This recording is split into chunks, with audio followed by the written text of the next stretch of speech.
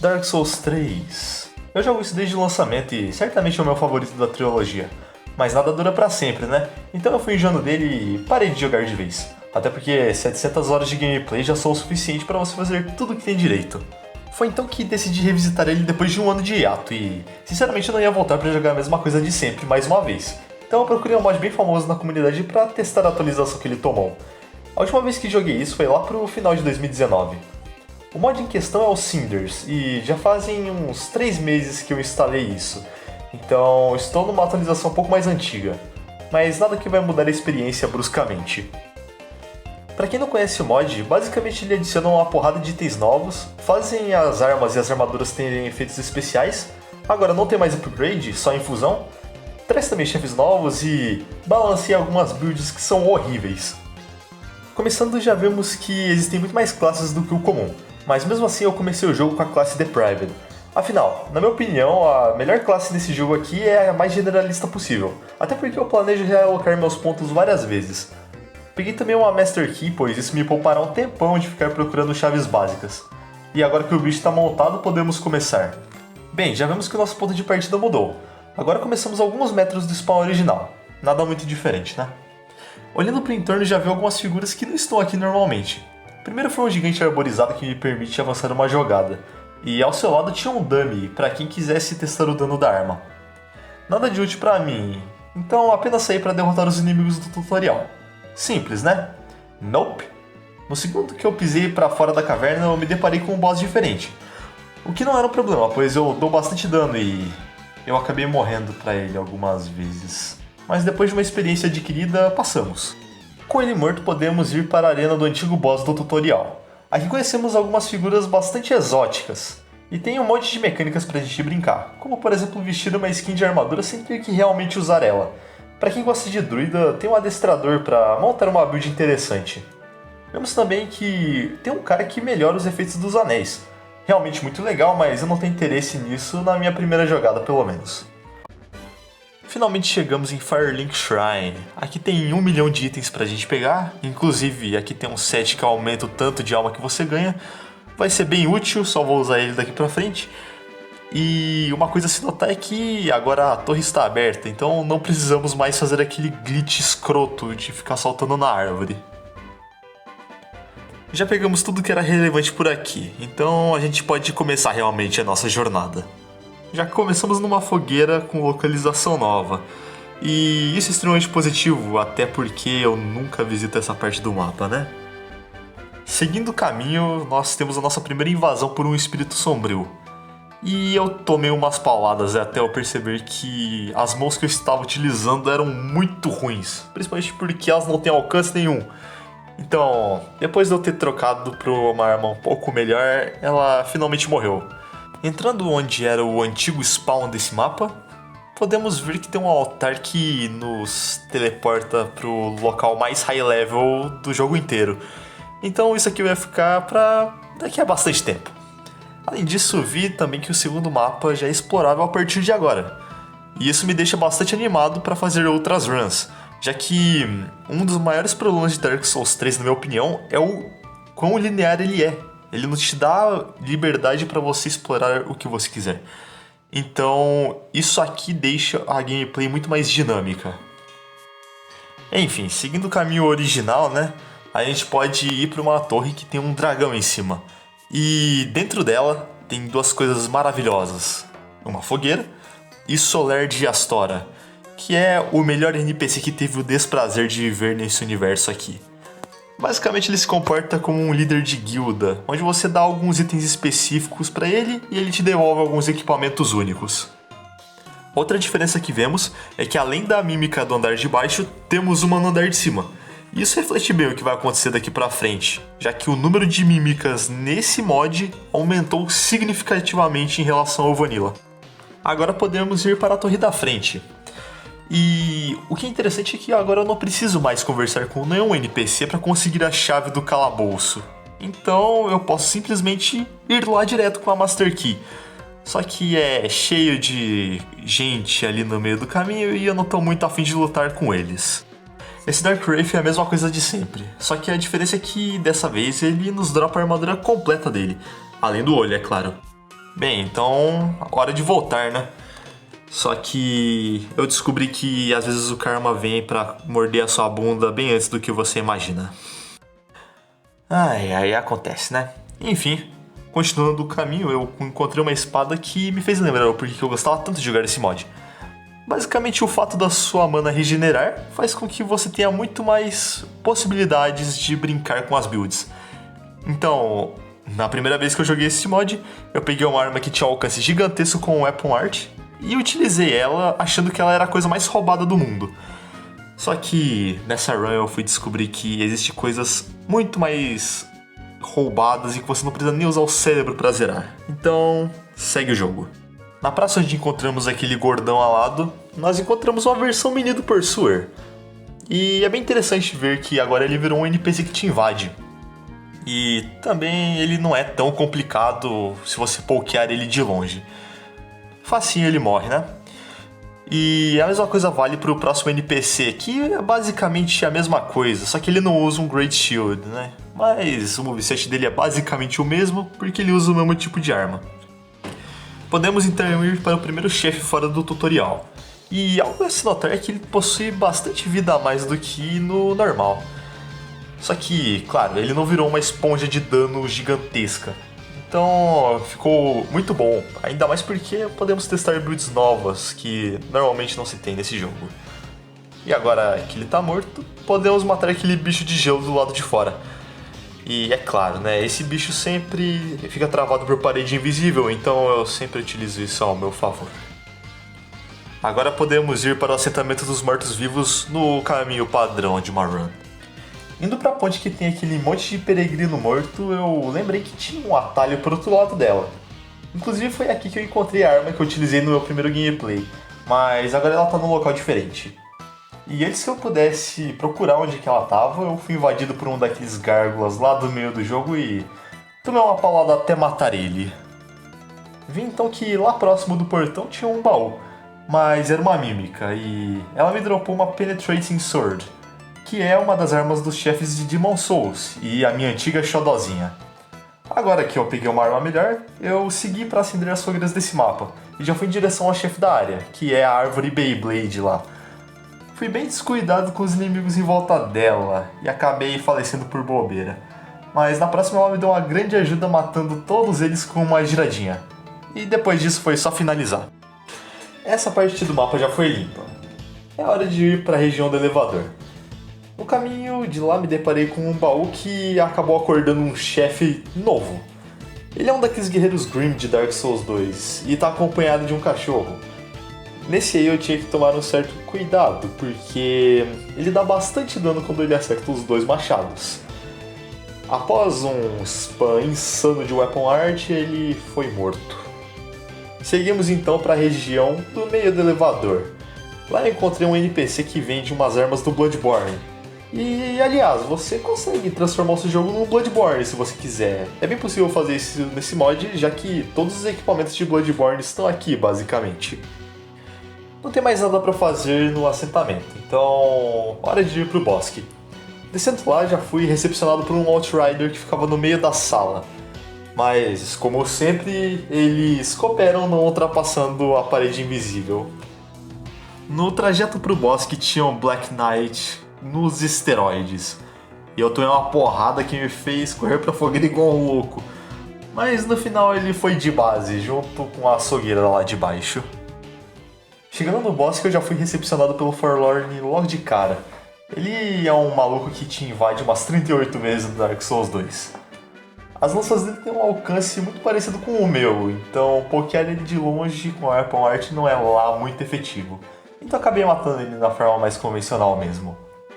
Fui em direção ao pântano do Satanás e suicidei aqueles guardas das ruínas como todo mundo faz. Chegando na base eu percebi que as partes mais fundas da piscininha não te dão mais aquele slow gigantesco.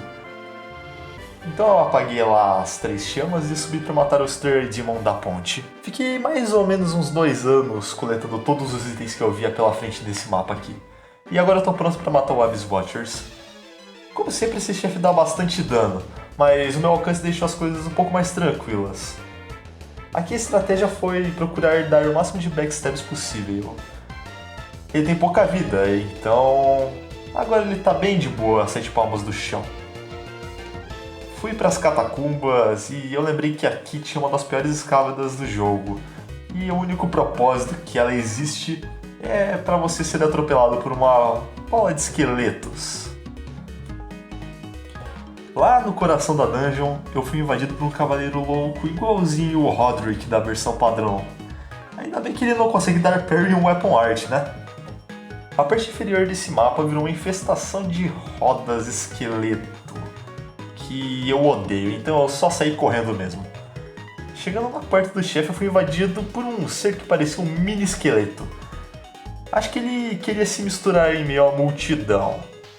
E como a arena tá aqui do lado, eu só entrei e matei todo mundo pelo lado de dentro mesmo. Agora eu tô livre pra matar o boss, então eu fui direto pro cálice do altar. Já notei que o Valnir não se baseia só em ficar quebrando os braceletes.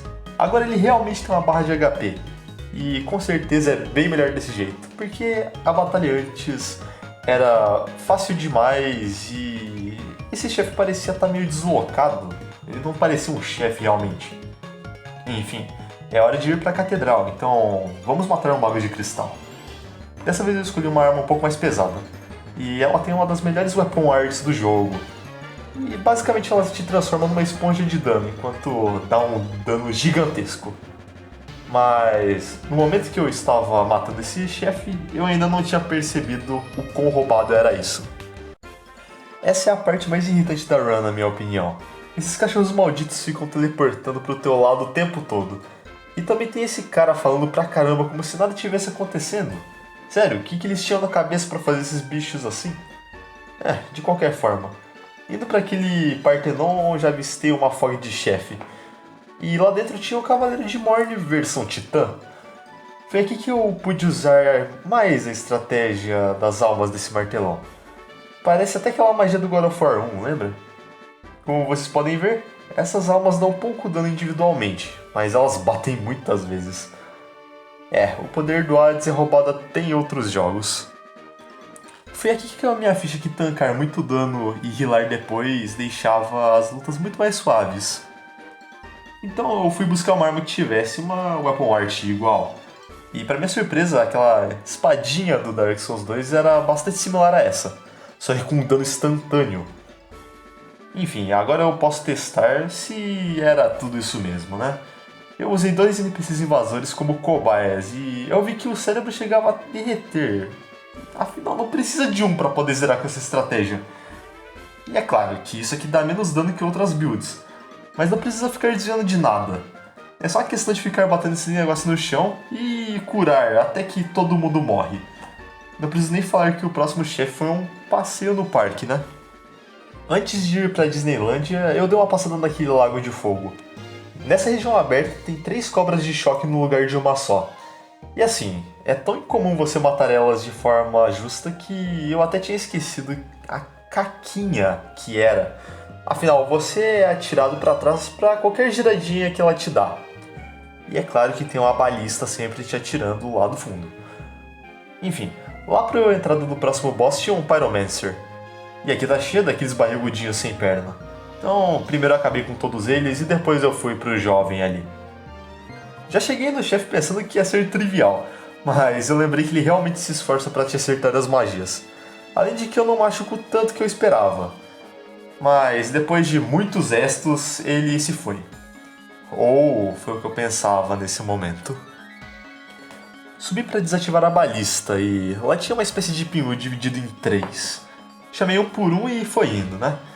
O filho e a mãe não foram lá grandes problemas, mas o Giant Dead parecia ignorar a minha habilidade. Simplesmente ele dava dano, independente das minhas maracutaias. Esse trecho das ruínas levou um tempo gigante de exploração. Já é hora de ir em frente.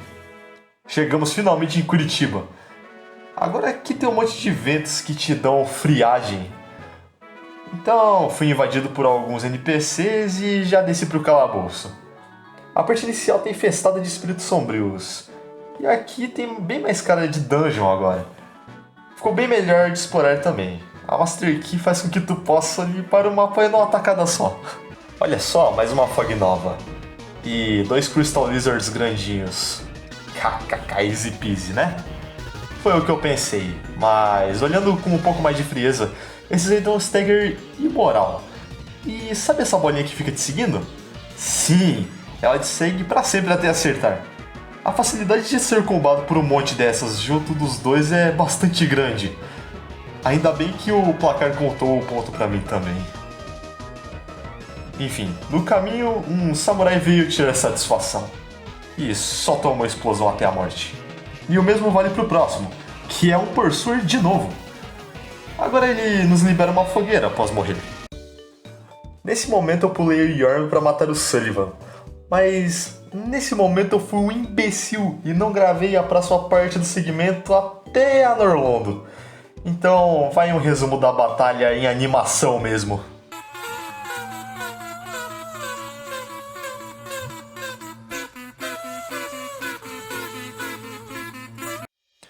Ufa! Após essa batalha emocionante, cheguei em Anorlondo. Aqui tem um santo para quem não encontrou todos os upgrades pro Estus Flask.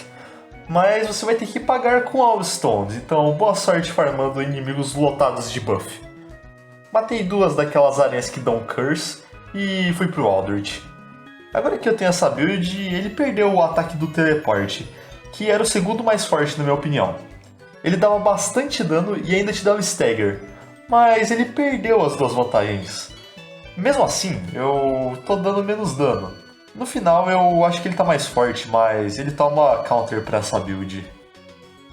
Agora sim eu fui matar o Yorm, mas antes da arena eu trombei com um samurai que tinha um capacete igualzinho do Genichiro Ashina, lá do Sekiro. Enfim, lá no boss eu tive uma ótima constatação. Agora não se mata ele com uma arma específica. Você realmente tem que chegar perto e desviar dele, em vez de ficar lá de longeão batendo com uma arma com alcance infinito. Com certeza ficou mais desafiador e, claro, agora dá vontade de lutar com ele. Matamos 3 dos Lords já, só falta um. Primeiro passei na dançarina e o resumo é que ela tomava bastante dano, foi bem tranquilinho. Lá onde tinham os dragões eu fui visitado de novo pelo Pursuer, e aos poucos ele vai dando a armadura completa dele. Mais pra cima eu topei com um cara chamado Tiny. Irônico, não? Acabei morrendo pra ele da pior forma possível. É sacanagem quando os outros têm poise. No encontro com o Ornstein de Chernobyl, eu senti que ele mudou um pouquinho, mas não na primeira fase. Aquelas árvores, ou sei lá, estão bem mais ativas, e me parece que ele está um pouco mais tanque. Finalmente temos acesso à biblioteca, e vi que adicionaram um chefe obrigatório bem no meio do caminho. Isso é bom, pois trouxeram um dos chefes que eu mais gosto de Dark Souls 2 pra cá. Gostei também da arena que ele fica. E como vocês veem, o moveset dele é igual ao do anterior, então eu já estava bem aquecido pra desviar dele. Matei aquele trio que ficava na escada e na abóbada fui invadido por... Sim, ele mesmo. Realmente está fazendo jus ao nome. Após um longo tempo de exploração, segui pra ponte. E mais um invasor, já é de praxe, né? Ele é um daqueles channelers do primeiro jogo, e essa luta foi basicamente ele sendo jogado de um lado pro outro até morrer. Chegamos nos aposentos dos jovens ali. E assim, quem já tentou matar ele com armas de dano em área sabe que a segunda fase é bem divertida. Imagina agora poder spamar e ainda ter um dano razoavelmente grande. É bem tranquilo no final. Só falta um boss obrigatório, já podemos começar as partes opcionais desse jogo. Mas como eu já estava ali do lado, eu limpei tudo até a fog do boss final antes de partir. Lá em Fairlink apagada tinha um monte de baús e um predador utilizando as garras do Bloodborne. Ele adorava ficar spamando a Weapon Art. Já na parte onde efetivamente está a fog, tem uns Black Knights, parecendo até o Dark Souls 1 versão mini. Agora sim, voltando para a Câmara da Princesa, tinha uns cálices para encarar os remanescentes de Lordran. Eles são um dos 4 chefes mais difíceis do jogo, na minha opinião. Primeiro que essa luta é dividida em 4 partes, começando com o gigante. Ele é o mais tanque dos chefes que a gente enfrentou até agora, e matando ele o Artorias acorda. E é onde tem que tomar cuidado, pois o moveset dele é o do Soul Cinder, ou seja, você vai ser bem punido se errar algum timing. Depois vem a Kieran. Ela sente bastante seus ataques, então você acaba tendo mais tempo de reação. E por último vem o Ornstein real. Ele tem o mesmo moveset do Nameless King, e eu já morri muito pra esse verme em 2017. eu tô bem acostumado com esses ataques. Esse chefe foi bem diferente do usual, parabéns aí. Me direcionei agora para o Jardim do Rei. Essa aguinha tá dando maldição ao invés de intoxicação. Ou seja, completou a barra, é caixão. Lá pro telhado apareceu um mago utilizando uma Moonlight Sword, só que mais leve. Parece uma arma bem interessante para uma run de mago.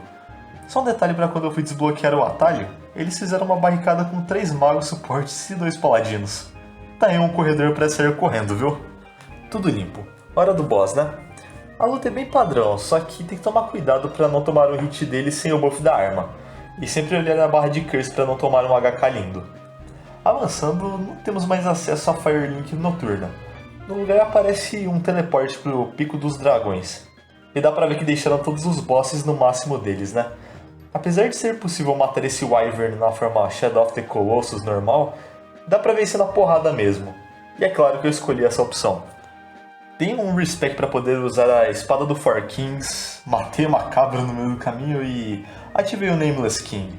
E é nesses momentos late game que vejo o quão legal é ver que tem outras builds com um DPS tão bom quanto daquelas lâminas dos mercenários que tinha no padrão. Mas um cachorro grande foi pra base, né? Fui enfrentar o Ravel e agora ele realmente está num nível maior. A arena deu uma ajuda, tem alguns lugares que os ataques dele não te pegam direito. E seguindo a filosofia de mandar o L2 em todo o ataque, ele se foi. No andar de baixo tinha outra cabra, e essa me deu um trabalho, viu? Principalmente porque ela dá um dano imoral, me matando com 2 hits quando eu estava sem brasa. Indo pro último ponto de interesse desse mapa, encontramos um daqueles guardiões do Dark Souls 2. E agora sim, DLCs aí vou eu. Mas antes de qualquer coisa eu tomei um crash no jogo quando conversei com o Gale. É complicado, viu? Ele não tava lá depois do bug, mas mesmo assim deu pra teleportar pro campo de neve. Corri pra pegar os itens da torre e trombei com um maluco vestido de Ivory King. Uma pena que ele nos dá a espadona espiritual lá. Inventei de dar uma porrada nessa ponte antes da capela e eu não sei o que aconteceu aqui. Enfim, limpei todo o mapa e fui pra Fried. Normalmente eu tenho muitos problemas aqui. Ela ataca bem rápido e quebra minha guarda, cancelando todos os meus ataques. Bem, parece que esse problema foi resolvido, né? Eu não comentei, mas tem 2 chefes que eu deixei pra matar depois. Basicamente fiquei intercalando umas 10 mortes entre cada um. Agora é hora de contar como foi a experiência de lutar com eles, né? O que acabou morrendo primeiro foi o Twisted Knight. E, meu Deus, que bicho exótico. O que tá passando no fundo é o dano que ele causa com uma dessas bolinhas. Exato, é basicamente hit kill. Dá pra ver que ele fica mudando de cor de vez em quando. E como essa run foi totalmente no cego, eu não faço ideia do que isso significa. Mas o que eu percebi foi que no branco eu dou bastante dano, no roxo eu dou um dano médio e o resto é um dano negligenciável. É claro, como se não fosse bastante, ele ainda te dá sangramento. Mas esse é apenas o segundo chefe mais difícil que eu peitei. E o pódio foi pro Rei Demônio de Gelo. Pra começar, ele possui 2 minions auxiliares, mas como ele começa dormindo, isso não faz lá muita diferença. Ele também recebeu mudanças nos ataques.